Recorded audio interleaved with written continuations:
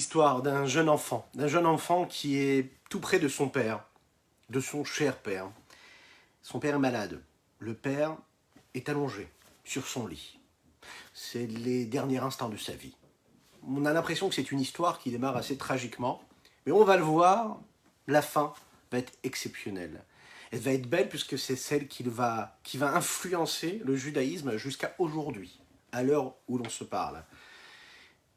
Il est là, il a du mal à respirer, c'est les derniers instants de sa vie. Il essaie de prononcer quelques paroles. Voilà l'enfant qui est tout petit. Il est là, il doit avoir 5 ans. Et son père ne sait pas exactement ce qu'il doit dire, il le sait. Vous l'imaginez, on se pose la question, qu'est-ce qu'il pourrait bien lui dire? Qu'il l'aime? Est-ce qu'il pourrait lui dire, lui donner des conseils d'éducation, des choix de vie? Qu'est-ce qu'il devrait choisir? Qu'est-ce qu'il devrait faire pour le restant de ses jours? Quelles sont les directions qu'il devrait prendre? Quelles sont les ambitions qu'il devrait avoir? Quels sont les rêves qu'il doit accomplir dans cette existence? Il nous reste quelques instants, et voilà que le père appelle son fils unique. Il veut se séparer de lui pour l'éternité. Enfin, l'éternité, on la connaît dans le judaïsme. Qu'est-ce que c'est l'éternité? Il va essayer de trouver les mots. Il va lui dire, tu es fort. Il va lui dire, c'est tellement difficile pour moi de te quitter maintenant. Ça va être encore plus difficile pour toi, en tant qu'enfant, de vivre sans ton père, surtout qu'il va perdre aussi sa maman quelques années, quelques temps après. Qu'est-ce qu'il va lui dire? Pour bien comprendre ce qu'il va lui dire, il faut rentrer dans l'histoire d'un petit enfant qui s'appelle en réalité Rabbi Israël Baal Shem Tov. Ça n'est pas un hasard, puisqu'aujourd'hui nous sommes le Chai Elul, c'est le jour anniversaire de la naissance du Baal Shem Tov, Rabbi Israël Baal Shem Tov, qui est le fondateur de la Chassidut Chabad. C'est aussi... c'est le Rabbi Shneur Zalman, la Chassidut Chabad. Rabbi Shneur Zalman de Liadi, qui lui, quelques années, va venir après, il va naître, et ça va être ce fondateur de la Chassidut Chabad. Mais quelques années auparavant, c'est le Baal Shem Tov, Rabbi Israël Baal Shem Tov, qui va naître le Chai Elul, Yutret Elul, le 18 du mois d'Elul. C'est une date qui est assez importante, puisque dans quelques jours, ce sera juste Rosh Hashanah, le premier jour de l'année, le jour de la naissance de l'homme. Alors, Chai Elul, c'est très important. C'est la raison pour laquelle on va rentrer dans cette histoire du Baal Shem Tov, ce qui va nous amener à parler de notre Tania du jour. Et quoi de mieux que d'étudier le Tania du Admor HaZaken, qui est basé sur la Chassidut globale, qui, elle, a été dévoilée par le Rabbi Israël Baal Shem Tov, le Baal Shem Tov. Je vous invite pour cela à partager, à liker, à commenter. N'hésitez pas à le faire tout de suite. On va commencer juste dans quelques instants. Après ces quelques notes de Nigun habituelles, si vous le voulez bien. C'est parfait comme ça. Je dis un grand bonjour à notre ami qui nous suit également. Chazak à toi, Chazak, un grand Chazak. Et puis, on va commencer avec ce Nigun-là du Baal Shem Tov, qu'on a l'habitude de dire que c'était le Nigun de Baal Shem Tov, Nigun des 3 tnuot, des 3 mouvements. Terera ya ya ya ya ya ma ya ya ya ma ya ya terera ya ya ya ya ya ya ya ya ya terera ya ya ya ya ya ya ma ya terera ya ya ya ya terera ya ya ya ya terera ya ya ya ya terera ya ya ya terera ya ya ya terera ya ya ya terera ya ya ma ya ya ya ya ya ya terera ya de ma ya terera ya ya ya de ma ya terera ya ya ya de ma ya ay ay ay ay ay oye na na na na na oye na de ma na terera ya ya ya oye de ma na terera ya ya ya oye de ma na terera ya ya ya terera ya ya moye na na na na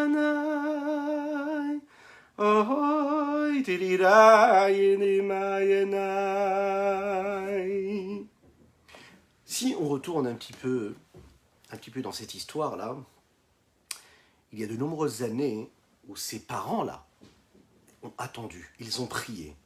Ces parents-là s'appelaient Eliezer et Sarah. Pendant de nombreuses années, ils vont attendre impatiemment d'avoir un enfant. Ils n'avaient pas d'enfant. Ils vont attendre patiemment, mais surtout, ils vont avoir une maison, les textes nous le disent, toujours remplie d'invités. Chaque invité qui venait chez eux, qui venait d'ailleurs dans le village, il savait qu'il avait où aller. Il tapait à la porte et la maison de Rabbi Eliezer et de Sarah l'attendait. Il trouvait là-bas où dormir, de quoi manger, de quoi passer les quelques jours qu'il devait passer, et surtout, il trouvait quelqu'un de très particulier, Eliezer, qui était a priori un homme simple, mais ça n'était pas du tout le cas. Un jour de Shabbat, ils sont installés, il y a des dizaines d'invités qui sont assis à table. Ils profitent, on imagine, de très très bons plats de Shabbat. Ils profitent également des zmirot, des chants de Shabbat que tout le monde chante. Ils profitent également des paroles de Torah qu'ils sont en train d'entendre, le plaisir de Shabbat. Quand, pendant cette séouda, ce repas-là, on entend la porte qui frappe. Rebbe Eliezer se lève et il se rapproche de cette porte-là pour l'ouvrir et, à sa grande surprise, il voit une personne arriver mais qu'il ne connaît pas du tout. Cet homme-là, apparemment, il arrive de l'extérieur de la ville. Il voit tout de suite, cet homme-là, a priori, a profané le Shabbat. Il n'a pas pu arriver dans la ville avant Shabbat. Cela se voit. Il vient d'arriver, donc il a profané Shabbat. Et pourtant, vous imaginez, tous les invités qui sont à table, déjà à table pendant le repas de Shabbat, se disent, mais qui est cette personne-là qui ose venir pendant Shabbat, pendant ce repas de Shabbat? Lui ne bouge pas. Eliezer, avec son grand sourire habituel, l'accueille, le fait rentrer chez lui, l'installe. Bienvenue, Shabbat Shalom, tu es bien sûr invité à t'associer à nous, à t'asseoir, à prendre place. Il va lui donner tout ce qu'il faut, il va l'honorer, il va le servir comme il faut. Il va surtout le juger, comme nos maîtres nous le demandent. Les Dan et Koladam et Kafzechut, il va le juger du côté méritant. Voilà, il ne va pas du tout le juger négativement, il ne se pose pas de questions. Un juif qui frappe à la porte, je lui ouvre la porte, peu importe qu'il soit pratiquant ou pas. Je l'accueille chez moi à la maison. Les invités ne comprennent pas. Ils se plaignent même. Comment ça se fait que tu permets à ce juif-là qui ne pratique pas le Shabbat et qui le profane, qui ose taper à ta porte, à le faire entrer, à l'asseoir à cette table-là? Mais Rabbi Eliezer, lui, continue. Il va même en pleurer, il ne comprend pas. Il ne comprend pas du tout que les autres ne puissent pas juger comme lui est en train de juger ce juif-là. Il n'accepte pas cela. Il va dans la pièce d'à côté, il va pleurer. Il se dit, voilà un homme qui pourrait servir Dieu comme il faut et il ne le fait pas. Son cœur se brise pour cela, il pleure pour cela.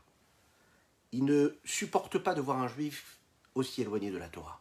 Et par amour, sans aucune condition d'amour, il l'aime et il en pleure. Il s'est dit, voilà un homme qui aurait la possibilité d'étudier la Torah, d'accomplir les mitzvot, de respecter, de croire en Dieu, de garder le Shabbat, et qu'il ne le fait pas. Mais pourquoi est-ce que je l'aime quand même? Parce qu'il a cette âme et qu'il a ce cœur juif. Et c'est la raison pour laquelle je l'aime. Peu importe ce qu'il fait, cela ne changera en rien ce qu'il est. Mais qu'est-ce qu'il est? Une neshama, une étincelle divine qui est dans son corps. Ah, il ne fait pas tout ce qu'il faut, c'est pas grave. L'essentiel, c'est que ce soit un juif, qu'il ait une âme juive. Après le Shabbat, cet invité va appeler Rabbi Eliezer et il va lui dire, voilà, sache, déjà j'aimerais te remercier pour ton accueil fabuleux, pour ta générosité, pour ton sourire, mais surtout j'aimerais te dévoiler un secret. Je vais te raconter une petite histoire, il faut que tu saches. En réalité, je suis Eliyahu Hanavi. J'ai été envoyé du ciel pour te tester, pour voir est-ce que tu étais capable d'accueillir un invité comme il fallait. Est-ce que tu étais capable d'accueillir un juif juste parce qu'il est juif avec amour, peu importe ce qu'il fait ou pas. Peu importe ce qu'il est ou pas, tu l'accueilles comme il faut avec amour. Et c'est ce qui s'est passé. C'était une épreuve, un Nisayon qu'on t'a envoyé du ciel, et tu as réussi. Tu as réussi à passer ce test-là, et par le mérite de ce test-là que tu as réussi à passer, sache que ton épouse et toi, vous aurez le mérite d'avoir un enfant, un garçon, qui va lui diffuser cette démarche, cet amour de la Torah, qui va diffuser, qui va répandre la présence de Dieu ici-bas sur terre. Il va apporter une nouvelle lumière, c'est de cette façon-là que cela a été interprété, une nouvelle lumière dans le monde. Eliyahu Hanavi termine en disant comme ça, quand ton fils grandira, dis-lui une chose, de ne jamais avoir peur, ni de personne, ni de quoi que ce soit, si ce n'est la crainte de Dieu. D'Akadosh Baruch Hu, du Dieu unique. Voilà ce qu'Eliyahu Hanavi va dire à son père. Dis bien à ton fils quand il grandira, de n'avoir peur et de ne craindre rien d'autre que Dieu sur terre, ni rien ni personne. Une année va passer, et le Chai Elul, 18 du mois d'Elul, comme aujourd'hui, en 1698, va naître cet enfant-là, dans ce couple-là, dans cette maison, dans ce foyer-là. Rabbi Eliezer et sa femme, son épouse Sarah, ils vont l'appeler Israël. Israël. Une petite période va passer, et malheureusement, la maman de cet enfant-là va quitter ce monde. Sarah retourne chez Akadosh Baruch Hu, elle a accompli sa mission, elle monte chez Dieu. Et voilà que maintenant, à l'âge de 5 ans, cet enfant-là se retrouve devant son père qui, lui, va aussi quitter ce monde-là. Il va l'abandonner. Il appelle son fils Israël et il veut se séparer de lui. Il va lui dire, première chose, sache une chose, aime chacun et chacune du peuple juif sans aucune condition. Aime tous les juifs sans condition. Première chose qu'il lui laisse. Deuxième chose qu'il lui dit, n'aie peur et ne crains personne, ni rien, ni personne, si ce n'est Akadosh Baruch Hu, si ce n'est Dieu. Ne crains rien, n'aie peur de rien. Juste la crainte d'Akadosh Baruch Hu de Dieu. Avec ces deux mots-là, ces deux principes-là, avec ce testament-là, Rabbi Israël Baal Shem Tov va grandir. Ce petit Israël va devenir ce grand Baal Shem Tov. À cette date-là, il faut savoir, quelques années plus tard, en 1734, il va avoir 36 ans, le Baal Shem Tov, il va se dévoiler. Il va se dévoiler au peuple juif et il va être connu sous le nom du Baal Shem Tov. Le Baal Shem Tov, lui, va fonder ce mouvement chassidique, le mouvement de la chassidoute. Et avec ces deux principes-là, qui ne vont jamais quitter ces deux principes globaux de toute la chassidoute, il va avoir de nombreux élèves. Parmi les élèves essentiels qu'il va avoir, Rabbi Shneur Zalman de Liadi, le fondateur de la chassidoute Chabad, un petit peu plus tard, toujours, qui lui va naître aussi le 18 du mois d'Elul. Il va y avoir d'autres élèves, comme Rabbi Nachman de Breslev, etc. Il va baser tout le mouvement de sa chassidoute selon ces deux principes-là. Vous avez bien compris. Première chose, d'aimer chaque juif, peu importe qu'est-ce qu'il fait, où il est, de l'aimer parce que c'est son frère juif. Deuxième chose, de ne craindre rien d'autre que Dieu, Kadosh Baruch Hu. 11 ans après ce dévoilement-là, 11 années, en 1745, précisément, le 18 du mois d'Elul, va descendre sur terre une autre une Neshama extraordinaire, une grande âme. Cette grande âme, c'est la Neshama, l'âme de Rabbi Shneur Zalman de Liadi, dont nous célébrons aujourd'hui, jour d'anniversaire de la naissance. Le Admour HaZaken, qui lui va fonder la chassidoute Chabad, Chabad Lubavitch, c'est lui qui va écrire le Tanya que nous étudions, mais également le Shulchan Aruch, qui va écrire le Shulchan Aruch. Le Baal HaTanya, lui, il va continuer, il va suivre, il va poursuivre cette route-là, ce que le Baal Shem Tov avait initié. Il va ouvrir, il va développer ces deux principes-là de base, c'est-à-dire d'aimer chaque juif et de ne craindre rien d'autre que Dieu. Il va expliquer ces principes-là de façon intellectuelle, émotionnelle, intellectuelle puisque comme la chassidoute se l'appelle, c'est d'abord la chassidoute Chabad qui veut dire Chochma, Bina, Da'at, Chet comme Chochma, Bet comme Bina, Dalet comme Da'at, c'est la sagesse, la compréhension, le discernement, mais aussi la capacité de matérialiser, de vivre réellement dans tous les domaines de l'existence, dans toutes les parois de notre âme, de notre conscience, de notre réalité, ce que l'on peut comprendre dans les textes de la chassidoute intellectuelle. Le principe de base, le premier que le Baal Shem Tov lui a légué, d'aimer chaque juif, il est expliqué de manière très large dans le Tanya, et principalement dans le chapitre 32 du Tanya, que nous avons, Baruch Hashem, grâce à Dieu, eu l'occasion d'étudier ensemble. L'idée de base, c'est quoi? Eh bien, c'est qu'en chacun et chacune d'entre nous, il y a une Neshama Teora. On a tous une âme pure. Et parce qu'on a une âme pure, et que cette âme-là est reliée aux autres âmes du peuple juif, on est tous des frères. On est tous les mêmes frères, on est tous les mêmes, au même niveau, puisque notre source est la même. La seule chose qui change, c'est nos corps. Au niveau de nos âmes, nous sommes tous au même niveau. C'est la raison pour laquelle, puisqu'on est tous au même niveau, au niveau de nos âmes, alors à ce moment-là, on ne peut que s'aimer. C'est le premier principe que le Baal Shem Tov a légué au Rabbi Shneur Zalman de Liadi. Le deuxième principe, il est que il ne faut craindre rien d'autre que Dieu. Akadosh Baruch Hu. Qu'est-ce que ça veut dire de ne craindre rien que Dieu? C'est le principe de la Hashgacha Pratit. La Hashgacha Pratit, c'est de savoir que tout ce que Dieu fait, il le fait en son temps. Et que tout ce qui m'arrive sur terre, c'est parce que Dieu a décidé que cela devait se passer. Comme le Rabbi de Lubavitch l'explique dans un de ses discours qui concerne justement le Chai Elul, le Yud Chet Elul, le 18 du mois d'Elul, le Baal Shem Tov, il nous a... Si tu te retrouves dans cet endroit-là, c'est parce que Dieu t'a demandé, et Dieu veut que tu sois à cet endroit-là, et à ce moment-là précisément. Et comme tu te retrouves à ce moment-là, à cet endroit-là, donc tu as une mission, donc tu as quelque chose à faire. Oui, mais quel rapport? C'est en fait mes parents qui ont décidé de me mettre dans cet endroit-là. C'est peut-être moi qui ai fait un choix de vie à un moment. Je me suis marié, j'ai eu des enfants, j'ai décidé d'habiter ici, j'ai décidé de choisir ce travail, j'ai décidé de faire les courses à cet endroit-là. J'ai décidé de prendre cette route et pas une autre route. Sache que tout ce que tu feras, sache qu'a été décidé par Dieu. C'est que tu as une mission. Ta mission à toi, c'est quoi? C'est de dévoiler la présence de Dieu ici-bas sur terre. Tu es là pour dévoiler ici-bas, Dieu ici-bas sur terre.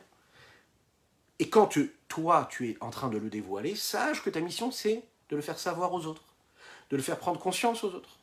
Vivre dans cette réalité où tout ce que tu vis, tout ce que tu ressens, tout ce à quoi tu penses dans ta vie de tous les jours, dans ton quotidien, ce soit relié avec Dieu. Toujours relié à Dieu, au dévoilement, le dévoilement de la présence divine dans tout ce qui t'arrive dans ta vie. La seule chose qui t'intéresse, c'est quoi? C'est ce qu'il y a en Dieu et ce qu'il y a de Dieu dans ta vie. Einon milvado, il n'y a rien d'autre que Dieu. Donc, s'il n'y a rien d'autre que Dieu, il n'y a pas lieu d'avoir peur ou de craindre quoi que ce soit dans notre existence. Ni quoi que ce soit, ni qui que ce soit. Puisqu'on sait que tout est voulu par Akadosh Baruch Hu et que notre mission, c'est de dévoiler la présence de Dieu ici-bas sur terre. Dans ces deux principes-là, que ce soit aimer peu importe son frère juif, peu importe s'il est fauté ou pas, aimer ce qu'il y a de bon en lui et en réalité détester ce qui n'est pas bon en lui, en réalité. Et le deuxième principe, c'est-à-dire de voir qu'Akadosh Baruch Hu nous emmène toujours dans une situation parce qu'on doit voir l'unicité de Dieu qu'il y a en tout, c'est le chemin. C'est le chemin tout tracé que la Chassidoute nous permet d'avoir, et c'est ce qui nous permet de justement marcher sur les pas du Baal Shem Tov, de ces deux luminaires-là, le Baal Shem Tov, le Saint Baal Shem Tov, et puis Rabbi Shneur Zalman de Liadi. Donc, c'est une bonne raison, si on peut dire ainsi, de se renforcer aujourd'hui, en ce jour de Chai Elul, du Yud Chet Elul. D'ailleurs, on peut se souhaiter un très très grand Lechaim, n'hésitez pas, parce que ça se fête. Lechaim. Que ce soit une source de bénédiction pour tous ceux qui en ont besoin. Que ce soit une source de bénédiction et de lumière pour éclairer ceux qui ne peuvent pas voir comme il faut. Qu'Akadosh Baruch Hu fasse que ces mots de Torah soient une mérite pour cela, qu'ils puissent retrouver la vue physique, la vue spirituelle, la vue réelle, c'est-à-dire la distinction du bien, toujours du bien. Regardons ce que le Rabbi Shneur Zalman a à nous dire. C'est l'exemple que nous pouvons prendre ici, c'est ce qu'il rapporte ici, cette métaphore que l'on peut retrouver dans la poussière de la terre. Vous savez qu'Avraham Avinu, notre saint patriarche, Avraham Avinu l'a dit comme ça. Va'anochi afar va'efer. Et moi, qu'est-ce que je suis? Je suis la poussière de la terre. C'est l'humilité la plus totale. L'abnégation. Avraham Avinu, c'était ce qu'on appelle l'humilité. L'humilité. Avraham Avinu le dit de cette façon-là. Mais qu'est-ce que cela veut dire? Va'anochi afar va'efer. Va'anochi afar va'efer, ça veut dire qu'en fait, il prenait conscience qu'il n'était rien d'autre que la lumière de Dieu qui était en lui. Mais qu'est-ce que cela veut dire? D'où vient la poussière de la terre? Il faut savoir que la poussière, c'est l'essence même d'un arbre qui brûle. Quand ici on parle de la poussière, on parle de la cendre. Cette cendre, elle provient du bois. Le bois provient de l'arbre. Il est cet arbre-là. Il faut savoir que l'arbre, avant de brûler, c'est un arbre, c'est du bois. On sait qu'il y a ces 4 éléments dont le monde, dont toute la nature est constituée. Et dans chaque élément de la nature, il y a ces 4 éléments. De manière importante, un peu moins importante, mais il y aura toujours ces 4 éléments qui seront présents. Esh, ruach, ma'im, afar. Le feu, le souffle, le vent. Ma'im, l'eau, et afar, la cendre, la poussière de la terre. Lorsque le bois brûle, il y a différents éléments qui vont disparaître, mais il y en a un qui va rester. Il est constitué, l'arbre, de ces 4 éléments. Le feu, le souffle, l'eau et la poussière. Et il faut savoir que chacun de ces 4 éléments, lui aussi, est constitué des 4 éléments. Esh, ma'im et ruach, le feu, l'eau et le souffle, vont disparaître dans la fumée de ce bois-là qui est en train de brûler. Il faut savoir par exemple que ce qu'on appelle la fumée, il y a dans la fumée, c'est un peu de ces 3 éléments-là. Du feu, du souffle et de l'eau. La quatrième base ici que nous avons, qui est le bois, lui va devenir ce que l'on va voir ici à travers cette poussière-là. Par contre, la poussière et la cendre du bois, elle ne va pas s'en aller avec la fumée. C'est la raison pour laquelle elle reste toujours ici-bas, sur Terre. Pourquoi ?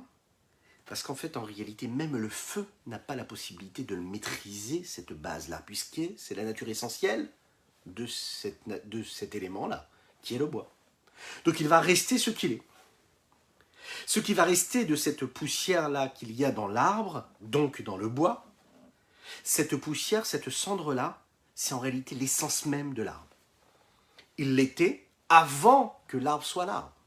Donc ça veut dire que l'essence même de l'arbre, qui est la poussière, a donné l'arbre, qui lui, quand il brûle, ramène la poussière, l'arbre à ce qu'il était à la base, à son essence, c'est-à-dire de la poussière. Donc peu importe ce qu'il se passera, ça restera toujours une cendre. C'est-à-dire cette poussière-là, c'est-à-dire cet élément de base dont est constitué le bois. Donc toute l'essence même du bois, et ce qu'il est, donc ce dont il est constitué, le bois qu'il y a, qui permet à cette matière-là d'être ce que nous voyons, à savoir plus que de la cendre, du bois réellement, ne vient pas du feu, il ne vient pas du souffle, il ne vient pas du bois, de l'eau qu'il y a dedans. Sa matière, sa longueur, sa largeur, son épaisseur, celle qui est visible aux yeux de tous, avant qu'elle soit brûlée, vient de sa source première qui se trouve dans le bois. Vous allez me dire, quel rapport y a-t-il ? Eh bien, le rapport, il est là. C'est intéressant de voir qu'Avraham Avinu, il a choisi l'élément de la cendre pour se comparer. Qu'est-ce qu'il a voulu dire ici, Avraham Avinu, quand il dit « Va'anochi afar va'efer » ? Moi, ce que je suis devenu, ce que je suis, ce que je fais, ce que je dis, ce à quoi je pense, tout ce que je suis dans mon existence, ça n'est juste que quoi ? Que cette poussière qui est à la base de ce que je suis, c'est-à-dire mon essence. Mon essence, quand je retire tout, ce qui fait ce que je suis essentiel, mon essentiel qui est mon essence, c'est quoi ? Afar va'efer. L'echaim. Je vous rappelle qu'il est très important de partager, de liker, de commenter. Dites-nous comment vous allez. Dites-nous d'où vous nous regardez, par exemple. Partagez avec vos amis, commentez et mettez des pouces. C'est très très très important puisque vous avez la possibilité à ce moment-là de faire mériter d'autres personnes, d'étudier la Torah avec nous. Et précisément aujourd'hui, d'étudier ces magnifiques sources de la Chassidoute. Regardons dans les mots ce que le Rabbi Shlomo Zalman nous dit ici. Il faut devancer, il faut précéder. Il faut introduire cela parce que Maché Shamati Mimori Alava Shalom, ce que j'ai entendu de mon maître de mémoire béni, le Maguide de Mezrich. Al-Pasouk sur le verset, Via Nochi Afar Vaefer. Et moi, ce que je suis, c'est la poussière, de la cendre. Shama Avram Avinu Alava Shalom Aleharat Nishmato Meira Begufo Mero Chesed Elion. Ce qu'a dit Avram Avinu, paix sur lui, sur cette lumière, la lumière de l'âme qui éclaire son corps, qui provient de cette lumière de Chesed Elion, d'une bonté supérieure, suprême. Puisqu'il faut savoir que la lumière qui vient de la vertu de Chesed du monde d'Atsilut, c'est elle qui éclaire et qui illumine l'âme du corps d'Avraham Avinu. C'est la vertu essentielle. C'est ce trait de caractère d'ailleurs, puisqu'Avraham Avinu va être toujours référencé par ce Chesed, là, cette bonté qui est prépondérante dans sa vie, dans son existence, dans tout ce qu'il va faire. Et c'est ce que nous avons ici, Midat Hahava Rabba, ou bien, comme il est dit dans un autre texte, Sheba Haya, Shaya Oev et Akadosh Baruch Hu, puisqu'on sait qu'il y avait un amour grandissant, débordant, qui s'exprimait à travers l'amour qu'il avait pour Dieu. Et cela venait d'où il avait cet amour pour Dieu? Ça venait de cette lumière-là, qui vient de cette vertu, de cette lumière qui vient de la bonté suprême qui lui a été donnée et qui est dans le monde d'Atsilut, qui se situe dans Atsilut. C'est un amour qui est phénoménal, qui est grand. Pourquoi? Parce qu'il est défini comme tel. Un amour qui est tellement grand, à tel point qu'il devient Merkava. Merkava, vous savez, c'est comme ce char. Ce char qui permet à celui qui est dessus d'aller partout, mais qui est en même temps totalement annulé à celui qui est en train de chevaucher ce char. Abraham Avinu, il était vraiment totalement annulé à Dieu, à tel point qu'il était considéré comme un peu comme cet esclave qui est complètement soumis à son maître. Qu'est-ce que cela veut dire? Bien que l'esclave, lui, il est complètement annulé à ce que son maître lui demande, il a quand même une forme de volonté. Alors en réalité, ce qu'il faut bien dire ici, c'est qu'Abraham Avinu a dépassé le niveau de l'esclave qui est complètement soumis à son maître.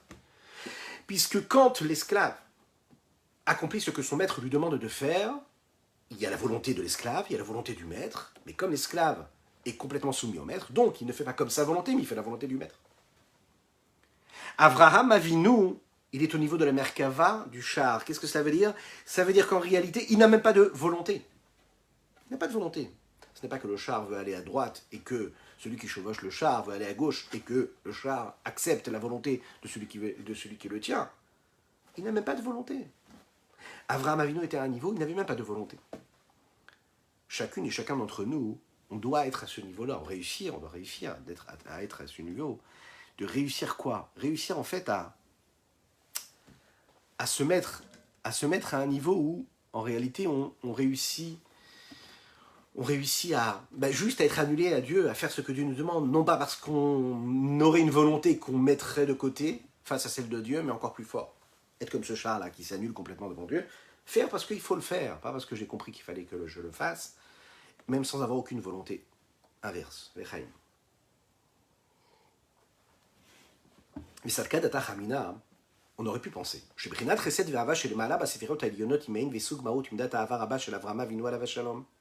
On aurait pu penser que ce niveau d'amour et de bonté, qui dépasse même tout, c'est-à-dire au niveau des séphirotes suprêmes, supérieures, que ce serait donc un aperçu, une forme d'essence d'une vertu, d'un trait de caractère qui serait ici défini tel que l'amour multiple, grandissant, énorme, grandiose qu'Avraham Avinu avait,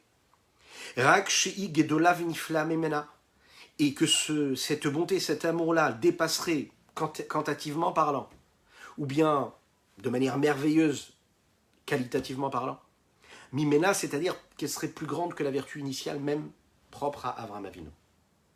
Les Ma'ala, Ma'ala, Denket Vetachrit, au-dessus et au-dessus de toute forme de limite qu'on pourrait imaginer. Néanmoins, il faut savoir qu'elle est bien plus grande. Il y a une forme de ressemblance. On pourrait y trouver un lien, un contact, un rapport. Kanoda, comme il est connu, Midot Hailionot, comme il est connu ce que nous disons quand on exprime, quand on essaye de comprendre quelles sont les définitions des différentes vertus, des différents traits de caractère, ce que nous appelons les Midot. She'ein la'em sof, ou bien ketz, elles n'ont pas de fin, vetachlit, ni de but précis, mitzad asman, pour ce qu'elles sont elles-mêmes. C'est-à-dire que l'influence des vertus, les premières, les supérieures, elles descendent ici bas. Ça veut dire qu'en fait, elles ont une forme de limite, elles ont une forme de frontière, de barrière, elles sont là pour quelque chose. Et c'est la raison pour laquelle, comme elles sont dotées de formes et de limites, elles peuvent donner naissance, elles peuvent créer des éléments qui, eux aussi, seront dotés de limites, c'est-à-dire des créatures. Et par définition, les créatures sont limitées. Mais pour ce qu'elles sont elles-mêmes, c'est-à-dire dans leur essence première, ces vertus-là, elles ne sont pas dotées de ces limites-là. Qu'est-ce que cela veut dire? Ça veut dire que quand est-ce qu'elles ont des limites, c'est quand elles s'expriment. Donc comme elles s'expriment vers l'extérieur, alors là, elles prennent une forme. Et comme elles prennent une forme, quantitative ou qualitative, elles peuvent donner naissance ou elles peuvent irriguer, elles peuvent nourrir des éléments des créatures qui elles aussi vont être dotées de nature et de formes de limites, quantitatives ou qualitatives. Mais si on regarde l'essence même de chaque vertu, pour ce qu'elles sont dans leur essence même, il n'y a pas de limite. Il n'y a pas de frontière, il n'y a pas de barrière. Les limites viennent quand on intervient pour l'extérieur. C'est là où ça prend une forme. Qui or insof baruchu meir mulubash betocham, puisqu'on sait que la lumière de l'infini du Saint béni soit-il est habillée dans ces vertus-là, dans leur essence même.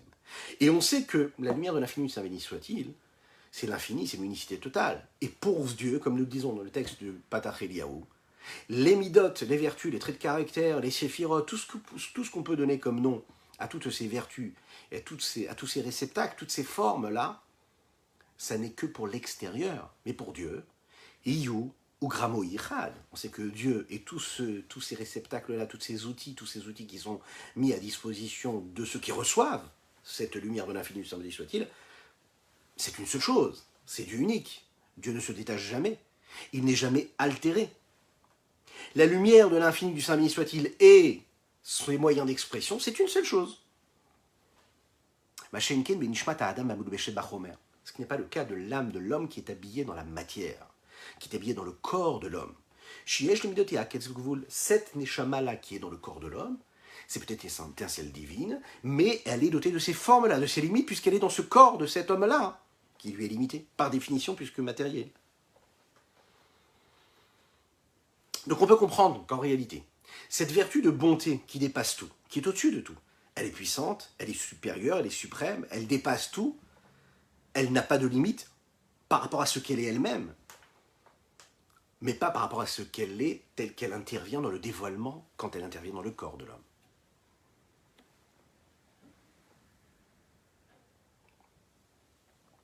Aval Mikol Makom. Il faut quand même le savoir. Echaim. Salkadata Chamina. On aurait pu penser que chez Midotea en Vesug Midot Elionot, que les vertus de l'âme d'Avram Avinu, par exemple, ces traits de caractère, ce qu'il le définit, c'est une source, une forme de niveau qui pourrait être le reflet de ce que sont ces Midot Elionot, ces vertus supérieures. Velazé Amar, c'est la raison pour laquelle Avram Avinu dit non, pas du tout. Ve'anochi afar vaefer, je ne suis que poussière, je ne suis que cendre. Qu'est-ce que cela veut dire? De la même manière que la cendre, ce n'est que quoi? Que l'essence même du bois qui vient de brûler. Chez Hayamurkav Merveille Sodot, avant qu'il ne brûle ce morceau de bois-là, qu'est-ce qu'il était? Eh bien, il était doté et constitué, Hayamurkav Merveille Sodot, il était constitué, doté de ces 4 bases-là, les 4 éléments sur lesquels le monde, toute la créature est basée. Esh, Ruach, Maïn, Afar, comme nous l'avons dit juste avant, à savoir le feu, le souffle, l'eau et la cendre, la poussière de la terre. Ou Shosha Yesodot, et les 3 bases, Esh, Maïm, Ruach, Chalfou, Valfrou, Lahem, Vichalou, Beachan, Anamit, Haver, Merkavatan, Kanoda. Ils sont partis en fumée, comme on le dit. C'est vraiment le cas de le dire, ils partent en fumée. Donc, avec ce feu qui brûle et avec cette fumée qui s'évapore dans l'atmosphère, il y a ces 3 éléments. Il y a le souffle, on peut le voir, cette cendre-là, cette fumée qui est mise en mouvement, ben c'est du souffle, c'est du vent, ça va dans le vent, ça rejoint le vent, le souffle. Il y a de l'eau, il y a cette humidité aussi. Et puis, il y a le feu qui part dans cette fumée-là. Mais il y a un élément, comme nous l'avons dit tout à l'heure en introduction, Visod a réveillé le 4e, lui, ne bouge pas. Shaya Ba'et, le 4e élément qui était dans l'arbre, à savoir, Shewa et Afar Shebo, c'est cette base-là qui est quoi? La poussière de la terre qui a donné cet arbre-là. Ayure de Mata Verina Eshuetebo. Lui, il reste en bas, il redescend à sa source quelque part, il retrouve son essence première, et le feu ne pourra jamais le maîtriser. Hu Hanishar Kayam, Vewa Efer, il ne bougera pas, il restera ce qu'il est. Pourquoi? Eh parce que c'est l'essence même qui a donné à cet arbre-là ce bois. Et donc, comme c'est l'essence, ça ne disparaît jamais. Ça ne peut pas être altéré puisque c'est l'essence. L'essence ne peut pas bouger. L'essence, c'est l'essentiel. Hein? Ça veut dire que c'est ce que c'est à la base. Ça ne peut pas être transformé par un autre élément. Toute l'essence de l'arbre et de ce qu'il est, ce dont il est constitué. Ça ne vient pas du feu, ça ne vient pas du souffle, ça ne vient pas de l'eau. Sa matière, sa forme, en longueur, en largeur, en épaisseur, cet aspect-là qui nous donnait, qui apparaissait à l'œil qui le regardait, avant qu'il soit brûlé. L'essentiel venait de quoi? venait de la base et de la source de cette cendre-là qu'il y avait à la base de cet arbre-là. La preuve, quand on regarde un arbre, on ne regarde pas l'eau qu'il y a dans l'arbre, même si on sait qu'il y en a.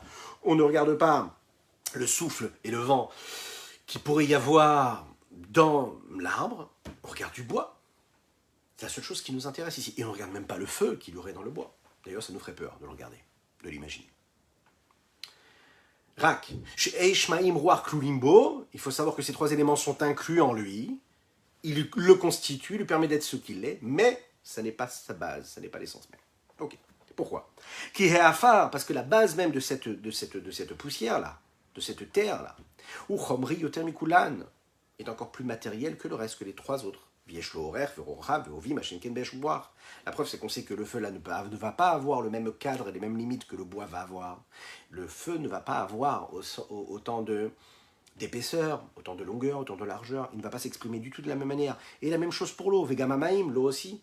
Bien que l'eau soit totale, soit concrète, soit parfaite, et soit bien définie, elle a aussi quelque chose. Elle a une forme d'entité à elle, mais c'est assez aseptisé complètement, c'est très limité. La quantité est minime. Ils sont présents, mais de manière très très minime par rapport à ce que la poussière de la terre peut être présente et la cendre peut être présente dans cet arbre-là.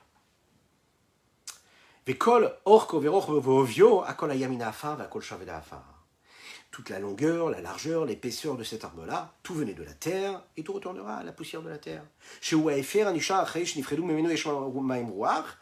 quoi cette cendre-là qui reste après qu'il ait été séparé de lui? Le feu, l'eau et la poussière. Et on continue ici dans cette explication-là. Le Rabbi Shimon Zalman nous dit comme ça: de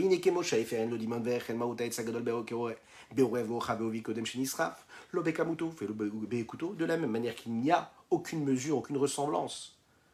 Entre quoi? Entre l'essence même de cet arbre grand, magnifique, puissant, qui est là, grand, que ce soit dans sa hauteur, que ce soit dans son épaisseur, dans sa qualité comme dans sa quantité, dans sa largeur, avant qu'il ne soit brûlé. Eh bien, la même chose ici. Il faut savoir aussi que Af, bien que ce soit son essence et bien qu'il soit constitué à la base de cela.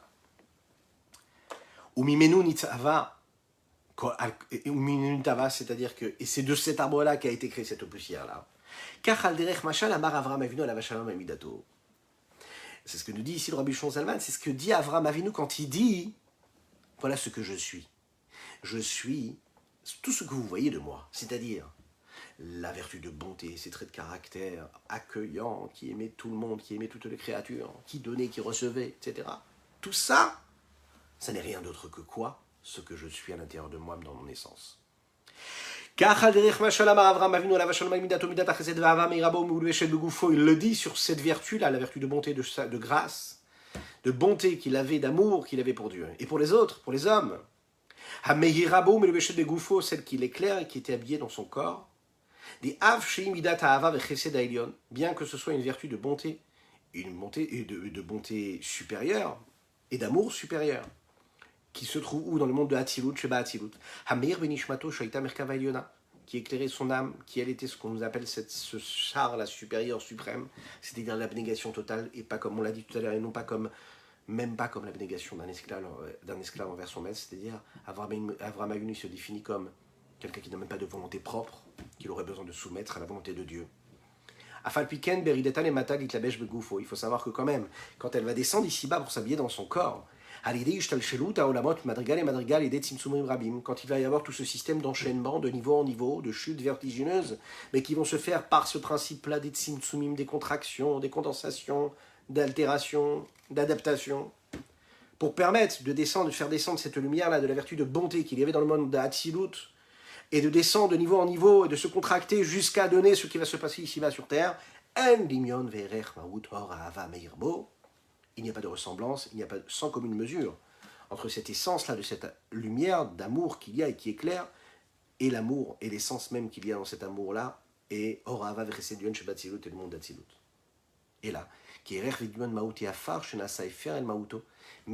mais seulement comme quoi? Comme l'essence même de la poussière qui est devenue cette poussière-là, qui est l'essence même qualitative ou quantitative, qu'il y a, Keshaya Etz Nechmad et Maritov el Mahal, comme cet arbre-là que l'on va voir et qui nous cache ce qui était à la base cet arbre-là, même quand il peut être beau ou même quand il peut être, il peut nous apporter le profit de nous donner le plaisir de nous donner des fruits. On va se concentrer sur quoi? Sur la base même de cet arbre-là, Al-Derech Mashal.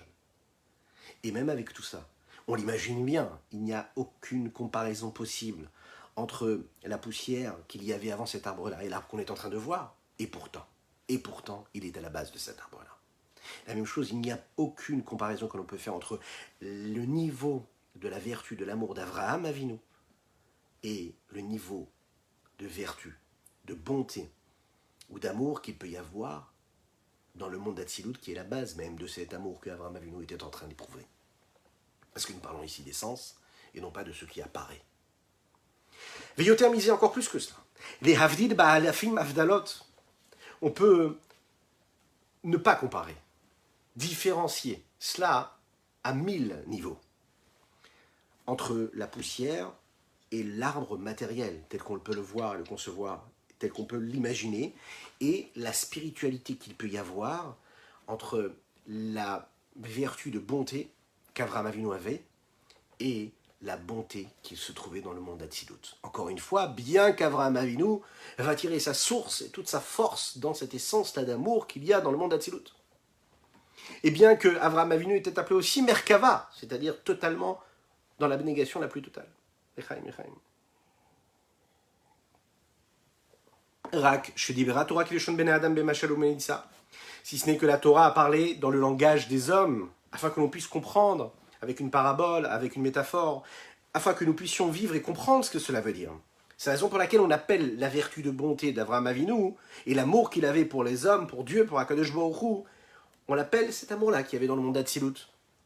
On peut comprendre que toutes les vertus, toutes les forces, toutes les séphirotes, toutes ces distinctions-là, toutes ces différentes forces qui sont données, tous ces outils que Dieu a utilisés pour se dévoiler, pour se rapprocher, pour nous permettre à nous de se rapprocher de lui, à travers toute cette sagesse-là que la Chassidut peut nous donner, que la Kabbalah peut nous donner. C'est quoi? Ce sont des forces et des vertus qui constituent l'âme de chacune et chacun d'entre nous, l'âme du juif, ici-bas sur terre, mais on l'imagine bien, ça n'a aucun rapport avec la source première, avec l'essence première même de toutes ces séphirotes, telles qu'elles sont à leur source, dans ce qu'elles sont dans leur essence. Mais d'un autre côté, puisqu'elles sont à la source de tout ce que nous pouvons concevoir, puisque ce qui se passe ici-bas sur Terre dépend de ce qui se passe dans ces mondes d'Atsilut, ça veut dire qu'il y a quand même un contact. Donc ça veut dire que dans l'âme du juif, il y a cette lumière qui éclaire et qui se répand, qui se dévoile. Et donc, dans l'âme de l'homme, il y a cette force-là, en fait, en réalité, de faire ce qu'on est en train de faire grâce à notre saint maître, le Baal Shem Tov, grâce au Rabbi Shneur Zalman de l'Iyadi, de comprendre un petit peu ce qui se passe dans tout ce système, dans tout ce processus. Ça veut dire que puisque cette âme-là, même si elle est très très très très éloignée, comme la poussière est très très éloignée de l'arbre qu'on est en train de voir, mais c'est l'essence de l'arbre. Bien qu'on a du mal à voir ce qu'il y a tout au-dessus, ce qu'il y a dans ce monde d'Atsilut, on sait que ça existe. Et puisqu'on sait que ça existe, dans la Chassidut, on va nous donner des outils qui nous permettent de comprendre, parce que dans notre âme, mi Bessari et Chezé Eloka, en regardant l'homme tel qu'il est constitué à travers sa chair, il peut voir Dieu. Qu'est-ce que cela veut dire? Tout est basé sur cela. Quand je peux comprendre, quand je vois le corps de l'homme, quand je vois ce qui fait vivre son corps, cette vitalité-là, je vois dans ce processus ce qui se passe dans ce processus d'évolution, dans ce processus de descente, de niveau en niveau, de niveau en niveau, de tzimtzum à tzimtzum, de contraction, d'adaptation à cette lumière qu'il peut y avoir dans l'âme de l'homme qui provient de ce monde d'Atsilut. Et je peux voir un peu quand même ce qu'il peut y avoir dans ces séphirotes supérieures, suprêmes. C'est le principe même de ce verset-là, où Bibessari, Echezé, Eloka. Voilà ce qu'on pouvait dire sur ce Tania du jour. Je vous souhaite un excellent Chayeloul. Alors vous savez ce qu'on dit? Aujourd'hui, on est quoi? On est à 12 jours de Rosh Hashanah. 12 jours comme les 12 mois de l'année. C'est un mot chassidique, et on le dit. Nos rabbis ont l'habitude de dire, les rabbis précédents, et si ce n'est les rabbis d'avant, rapporté par le rabbi de Lubavitch actuel, qui nous disait que on doit profiter de chaque jour qui passe, là, si vous voulez, premier jour aujourd'hui, le jour de Tishri, c'est-à-dire qu'on compare les 12 mois avec les 12 jours qui nous restent. Et on va travailler, on va faire ce bilan personnel, tranquillement, réfléchir à tout ce qu'on a pu faire ou pas faire pendant cette année-là. Surtout le mois de Tishri qui vient de passer. Et puis chaque jour qui va arriver jusqu'au jour de Rosh Hashanah, on va travailler sur un des mois de l'année. Et de cette façon-là, se dire que Akadosh Baruch Hu, Dieu il est là, le roi est dans les champs, il est présent, il est partout. Et plus que cela, Mare Panim Shochakot Lekulam. Il est là, il nous montre un visage radieux, il est accueillant. Et même si l'opacité de la galoute de l'exil fait qu'en fait on a du mal à voir que ce roi il est présent, il est miséricordieux, les 13 attributs de miséricorde sont présentes, elles sont là, il suffit juste de se baisser pour les ramasser, et ce serait bête de passer complètement à côté. Le roi il est là, il tape à la porte, il te dit tu peux rentrer, tu peux faire ce que tu veux, je t'accueille, demande-moi ce que tu veux, et puis nous qu'est-ce qu'on fait? On va faire autre chose, on va regarder ce qui se passe ailleurs. Ce serait dommage de ne pas en profiter. Profitons de ces quelques jours qui nous restent pour profiter d'aller voir le roi. Comme ça, on arrivera le jour de Rosh Hashanah tranquille pour couronner le roi. Parce qu'une fois que lui, il est venu auprès de son peuple, c'est à nous de le couronner comme il faut. Je souhaite plein de bonnes choses, des bonnes nouvelles, que des brachot, et qu'Akadosh Baruch Hu donne une refoua shelema à tous ceux qui en ont besoin, et qui éclaire la vue de ceux qui en ont besoin, physiquement et spirituellement. A très bientôt. N'oubliez pas de partager, de liker, de commenter. À bientôt.